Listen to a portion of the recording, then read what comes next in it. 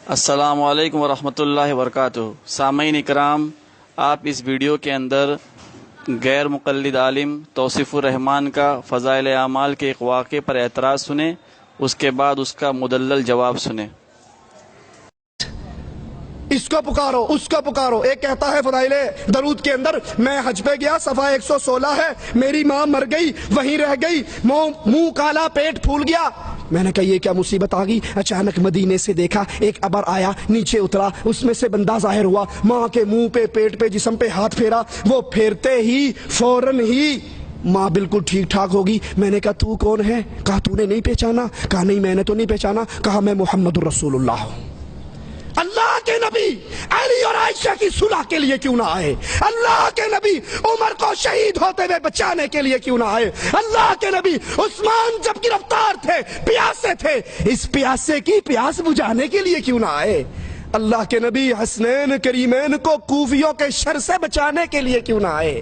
تیری ماں مر گئی تو اللہ کے نبی صلی اللہ علیہ وسلم نے فوراً آ کر اس کے منہ پر، اللہ کے نبی پہ اتنی بڑی تہمت۔ عائشہ فرماتی ہیں عورت بیعت کرنے کے لیے آئی، پردے کے پیچھے سے ہاتھ آگے کیا، آقا کی نظر انگلی کی پوریوں پہ پڑی، کہا عائشہ اس سے کہا ہاتھ پیچھے کرے، محمد نام محرم عورتوں کی انگلیوں کو دیکھنا بھی برداشت نہیں کرتا۔ اور ظالم اتنی بڑی رسول اللہ کی توہین کہ اللہ کے نبی علیہ الصلوۃ والسلام نے اس عورت کے منہ پہ، پیٹ پہ، جسم پہ ہاتھ پھیرا۔ سامعین، آپ نے اس جاہل کی بات سنی، کس طرح اس بدزبان نے اس نوجوان پر جس کے کثرت درود پر سفیان ثوری رحمۃ اللہ علیہ جیسا آدمی رشک کر رہا ہے، ان کو اس نے کہا ظالم تیری ماں مر گئی۔ اللہ انہیں اسلاف پر بھونکنے سے توبہ کی توفیق نصیب فرمائیں۔ ہم کہتے ہیں شیخ زکریا رحمۃ اللہ علیہ پر اعتراض کرنے سے پہلے اگر تم سعودیہ کے ریالوں کی محبت چھوڑ کر کچھ وقت علم حاصل کرنے میں خرچ کرتے اور اسلاف کی کتابوں کا مطالعہ کرتے تو تمہیں معلوم ہو جاتا کہ یہ واقعہ شیخ زکریا رحمۃ اللہ علیہ نے خود گڑھ نہیں لیا بلکہ اسلاف سے نقل کیا ہے۔ دیکھیے امام بشکوال رحمۃ اللہ علیہ جن کی وفات سن ہجری 578 میں ہے، اپنی کتاب القربۃ الی رب العالمین صفحہ نمبر 95 پر اس واقعے کو سند کے ساتھ نقل کرتے ہیں۔ ہم یہ بھی بتا دیں امام بشکوال رحمۃ اللہ علیہ کون ہیں۔ غیر مقلدوں کے عالم بدیع الدین راشدی نے اپنی کتاب مختصر کتاب الجنائز صفحہ نمبر 25 پر بڑے ادب سے انہیں امام بشکوال رحمۃ اللہ علیہ لکھتے ہیں۔ اسی طرح امام ذہبی رحمۃ اللہ علیہ جن کی وفات سن ہجری 748 میں ہے اور ابن تیمیہ رحمۃ اللہ علیہ کے مشہور شاگرد ہیں، انہوں نے اپنی کتاب سیر عالم نبلا صفحہ نمبر 139 پر امام بشکوال رحمۃ اللہ علیہ کو ان الفاظ سے یاد کرتے ہیں: الامام العالم الحافظ الناقد المجود محدث الاندلس ابو القاسم خلف بن عبد الملک بن مسعود بن موسیٰ بن بشکوال رحمۃ اللہ علیہ۔ امام بشکوال رحمۃ اللہ علیہ نے سند کے ساتھ اس واقعے کو نقل کیا۔ آئیے دیکھتے ہیں مختصر اس واقعے کی سند اور اس کے بعد اس کا ترجمہ۔ فرماتے ہیں وہ بِإِسْنَادِهِ عن احمد ابن جودی قال حدثنا ابو بکر محمد ابن الحسن قال المنقری المعروف بن نقاز قال حدثنا محمد ابن شازان المتوی بنیزابور قال حدثنا زعفر ابن محمد قال حدثنا شاقر قال حدثنا ابو نعیم قال حدثنا سفیان الثوری۔ اس کے بعد واقعہ نقل کرتے ہیں کہ سفیان ثوری رحمۃ اللہ علیہ فرماتے ہیں حج کے دوران میں ایک نوجوان سے ملا جو قدم رکھتا یا اٹھاتا ہے تو یوں کہتا ہے اللہم صلی علی محمد وعلی آل محمد۔ میں نے اس سے پوچھا کیا کسی علمی دلیل سے تیرا یہ عمل ہے؟ اس نے پوچھا تم کون ہو؟ میں نے کہا سفیان ثوری۔ اس نے کہا کیا عراق والے؟ میں نے کہا جی ہاں۔ کہنے لگا تمہیں اللہ کی معرفت حاصل ہے؟ میں نے کہا ہاں ہے۔ اس نے پوچھا کہ کس طرح معرفت حاصل کی؟ میں نے کہا وہ یعنی اللہ رات سے دن کو نکالتا ہے، دن سے رات کو نکالتا ہے، ماں کے پیٹ سے بچے کی صورت پیدا کرتا ہے۔ اس نے کہا تو نے تو کچھ نہیں پہچانا۔ میں نے کہا پھر تو کس طرح پہچانتا ہے؟ اس نے کہا کسی کام کا پختہ ارادہ کرتا ہوں، اس کو توڑنا پڑتا ہے، اور کسی کام کے کرنے کی ٹھان لیتا ہوں مگر نہیں کر سکتا۔ اس سے میں نے پہچانا کہ کوئی دوسری ہستی ہے جو میرے کاموں کو انجام دیتی ہے۔ میں نے پوچھا یہ تیرا درود کیا چیز ہے؟ اس نے کہا میں اپنی ماں کے ساتھ حج کو گیا، میری ماں وہیں مر گئی، اس کا منہ کالا ہو گیا اور اس کا پیٹ پھول گیا، جس سے مجھے اندازہ ہوا کہ کوئی بہت بڑا سخت گناہ ہوا ہے۔ اس پر میں نے اللہ جل شانہ کی طرف دعا کے لیے ہاتھ اٹھائے۔ توصیف الرحمان جاہل اس آدمی نے اللہ ہی سے دعا کی تھی، اور یہی بات فضائل اعمال میں بھی ہے۔ تو میں نے دیکھا کہ مدینے سے ایک ابر آیا، اس میں سے ایک آدمی ظاہر ہوا، اس نے اپنا مبارک ہاتھ میری ماں کے منہ پر پھیرا، جس سے وہ بالکل روشن ہو گیا، اور پیٹ پر ہاتھ پھیرا تو ورم بالکل جاتا رہا۔ میں نے ان سے عرض کیا آپ کون ہیں کہ میری اور میری ماں کی مصیبت کو آپ نے دور کیا؟ انہوں نے فرمایا کہ میں تیرا نبی محمد صلی اللہ علیہ وسلم ہوں۔ میں نے عرض کیا مجھے کوئی وصیت فرما دیجئے، تو حضور پاک صلی اللہ علیہ وسلم نے ارشاد فرمایا کوئی قدم رکھا کر یا اٹھایا کر تو درود پڑھا کر۔ اور اسی سے ملتا جلتا واقعہ امام بشکوال رحمۃ اللہ علیہ کے علاوہ ابن حجر حیثمی رحمۃ اللہ علیہ نے اپنی کتاب الدر المنضود صفحہ نمبر 246 پہ نقل کیا ہے۔ اور اسی سے ملتا جلتا واقعہ جس میں عورت کی جگہ مرد کا ذکر ہے، ابن جوزی رحمۃ اللہ علیہ نے اپنی کتاب بستان الواعظین صفحہ نمبر 405 پہ نقل کیا ہے۔ اور کچھ ایسا ہی واقعہ امام یافعی رحمۃ اللہ علیہ، جن کو غیر مقلد عالم زبیر علی زائی صاحب نے اپنی کتاب میں فقیہ امام جیسے الفاظ سے یاد کیا ہے، انہوں نے اپنی کتاب نزہۃ البساتین صفحہ نمبر 126 پر نقل کیا ہے۔ اور اسی طرح کا واقعہ غیر مقلدوں کے منبر و محراب نواب صدیق حسن خان صاحب نے اپنی کتاب التعویذات صفحہ نمبر 67 پر نقل کیا ہے۔ اس کے علاوہ دیگر کتابوں میں بھی یہ واقعہ ہے، لیکن ماننے والوں کے لیے اتنے حوالے کافی ہیں اور نہ ماننے والوں کے لیے ہزاروں حوالے بیکار ہیں۔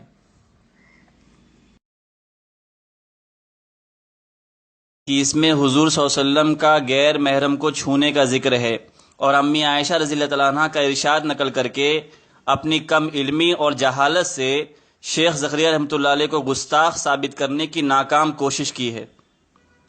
میں پوچھتا ہوں جاہل توصیف الرحمان سے کہ ترمذی شریف میں ہے کہ امی عائشہ رضی اللہ تعالیٰ عنہ فرماتی ہیں اس آدمی کو جھٹلاؤ جو یہ کہے کہ حضور صلی اللہ علیہ وسلم کھڑے ہو کر پیشاب کرتے تھے، حضور صلی اللہ علیہ وسلم تو بیٹھ کر پیشاب کرتے تھے۔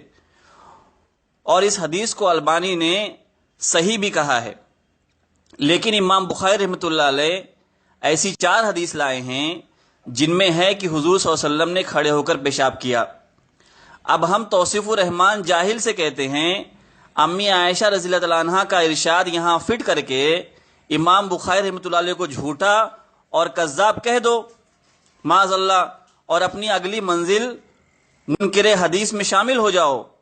کیا تم امام بخاری رحمۃ اللہ علیہ کو جھوٹا کہو گے؟ اللہ تمہیں عقل اور علم دے۔ الغرض ہم بھی کہتے ہیں کہ بے شک حضور صلی اللہ علیہ وسلم بہت حیا والے تھے، اور کسی غیر محرم کو چھونا تو درکنار دیکھتے بھی نہ تھے، لیکن توصیف الرحمان جاہل اجہل تم کیسے اہل حدیث ہو کہ تمہیں بخاری کا بھی علم نہیں؟ آؤ ہم تمہیں دکھاتے ہیں کہ امام بخاری رحمۃ اللہ علیہ کیا نقل کرتے ہیں۔ امام بخاری رحمۃ اللہ علیہ فرماتے ہیں کہ انس بن مالک رضی اللہ تعالیٰ عنہ کا بیان ہے کہ مدینے میں ایک لونڈی تھی جو رسول اللہ صلی اللہ علیہ وسلم کے ہاتھ کو پکڑتی اور جہاں چاہتی لے جاتی۔ توصیف الرحمان جاہل رسول اللہ صلی اللہ علیہ وسلم کے ہاتھ پکڑتی اور جہاں چاہتی لے جاتی۔ بخاری شریف جلد 2 حدیث نمبر 1008۔ توصیف الرحمان جاہل اگر ہمت ہے تو امام بخاری رحمۃ اللہ علیہ اور انس بن مالک رضی اللہ تعالیٰ عنہ کو بھی گستاخ کہہ دو۔ آؤ تمہیں ہم اور سنائیں کہ حضور صلی اللہ علیہ وسلم نے ایک عورت سے مصافحہ بھی کیا تھا۔ دیکھیے حضرت ابن عبد البر رحمۃ اللہ علیہ، جن کی وفات سن ہجری 463 میں ہے، اپنی کتاب الاستیاب میں نقل کرتے ہیں کہ حضرت ماریہ رضی اللہ تعالیٰ عنہ فرماتی ہیں کہ میں نے رسول اللہ صلی اللہ علیہ وسلم سے مصافحہ کیا تو حضور صلی اللہ علیہ وسلم کی ہتھیلی سے زیادہ نرم کسی کی ہتھیلی کو نہ پایا۔ اس کے علاوہ بھی روایتوں میں اس قسم کی بات ملتی ہے۔ اب حالانکہ مشہور بات یہی ہے کہ حضور صلی اللہ علیہ وسلم کی عادت شریفہ کسی عورت کو چھونے کی نہ تھی، لیکن جیسا کہ اوپر کی بات سے ثابت ہوا کہ بعض مرتبہ ایسا ہوا ہے جیسا کہ آپ نے عورت سے مصافحہ کیا۔ اب غیر مقلدین یہ نہ سمجھیں کہ معاذ اللہ ثم معاذ اللہ ہم یہ ثابت کرنے کی کوشش کر رہے ہیں کہ حضور صلی اللہ علیہ وسلم عورتوں سے مصافحہ کیا کرتے تھے یا اس طرح کی ان کی عادت تھی۔ نہیں، ہرگز نہیں۔ ہم صرف یہ بتانا چاہتے ہیں کہ یہ بات بھی حدیث سے ثابت ہے۔ جس طرح حضور صلی اللہ علیہ وسلم کا معمول جوتے اتار کر نماز پڑھنے کا تھا، لیکن جوتے پہن کر بھی نماز پڑھنا آپ سے ثابت ہے۔ جس طرح حضور صلی اللہ علیہ وسلم کا معمول بیٹھ کر پیشاب کرنے کا تھا، لیکن کھڑے ہو کر پیشاب کرنا بھی آپ سے ثابت ہے۔ کچھ اسی طرح معاملہ یہاں بھی ہے کہ آپ سے یہ بات بھی ثابت ہے۔ ہم یہ بھی واضح کر دیں کہ اس میں ہاتھ پھیرنے کا ذکر ہے، ہاتھ لگانے یا ٹچ کرنے کا نہیں۔ جیسا کہ حج کے دوران طواف کرتے وقت حجر اسود کو بوسہ دیا جاتا ہے۔ اب چونکہ وہاں بھیڑ بہت زیادہ ہوتی ہے، اس لیے ہر آدمی کے لیے ممکن نہیں ہوتا کہ قریب جا کر حجر اسود کو بوسہ دے۔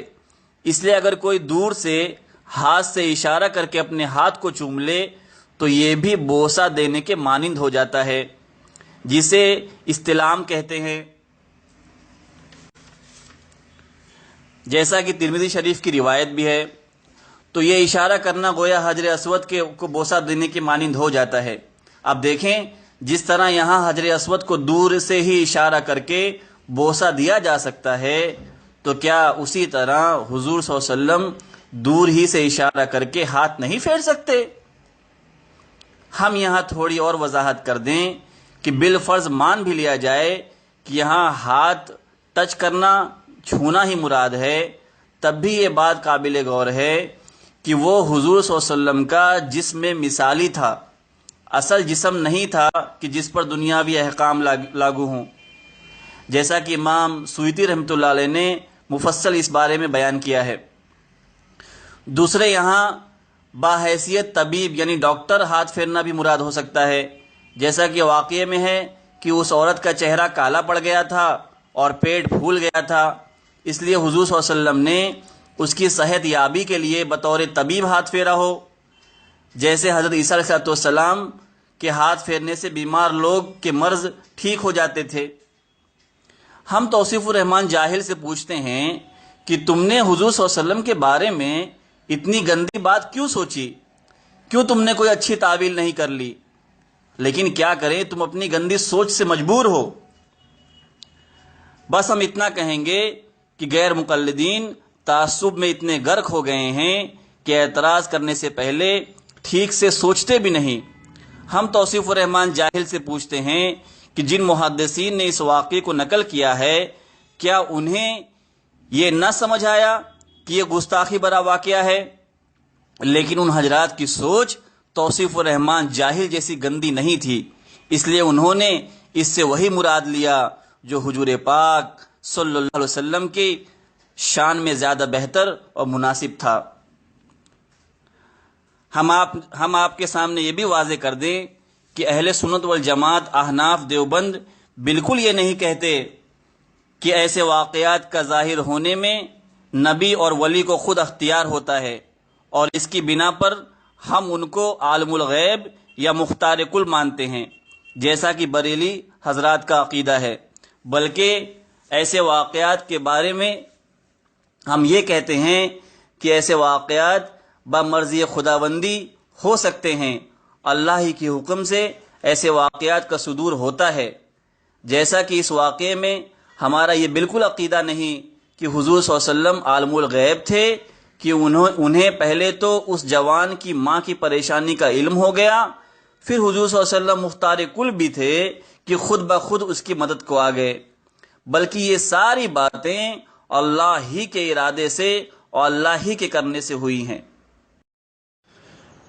حضور پاک صلی اللہ علیہ وسلم کو بیداری یعنی کہ جاگتے ہوئے دیکھنے کے تعلق سے اسلاف امت نے بہت سارے واقعات نقل کیے ہیں۔ ہم ایک واقعہ مثال کے طور پر نقل کرتے ہیں۔ توصیف الرحمن جاہل نے کہا کہ حضور صلی اللہ علیہ وسلم عثمان کی پیاس بجھانے کیوں نہ آئے؟ ہم کہتے ہیں بے شک آئے ہیں، لیکن جاہل تم جیسے اندھوں کو نظر نہیں آتا۔ دیکھیے امام سیوطی رحمۃ اللہ علیہ جن کی وفات سن ہجری 911 میں ہے، اپنی کتاب الحابل الفتاوی میں جلد 2 صفحہ نمبر 262 پر نقل کرتے ہیں کہ عبداللہ ابن سلام فرماتے ہیں کہ میں عثمان رضی اللہ تعالیٰ عنہ کی خدمت میں حاضر ہوا جب آپ کو محصور کیا گیا تھا۔ آپ نے مجھ سے کہا کہ میں نے اس کھڑکی سے حضور صلی اللہ علیہ وسلم کی زیارت کی اور حضور صلی اللہ علیہ وسلم نے مجھے ایک پانی کا ڈول لٹکا کر پانی پلایا۔ پھر مجھ سے پوچھا کہ عثمان تم چاہو تو تمہاری مدد کی جائے اور اگر چاہو تو ہمارے پاس چلے آنا۔ عثمان رضی اللہ عنہ فرماتے ہیں کہ میں نے کہا یا رسول اللہ صلی اللہ علیہ وسلم میں آپ کے پاس آنا چاہتا ہوں، لہٰذا اسی دن شہید کر دیے گئے۔ اس کے علاوہ امام سیوطی رحمۃ اللہ علیہ نے حضور صلی اللہ علیہ وسلم کو بیداری میں دیکھنے کے تعلق سے مستقل کتاب بھی شائع کی ہے تنویر الحلق کے نام سے، جس کا دل چاہے مزید تفصیلات وہاں سے دیکھ لیں۔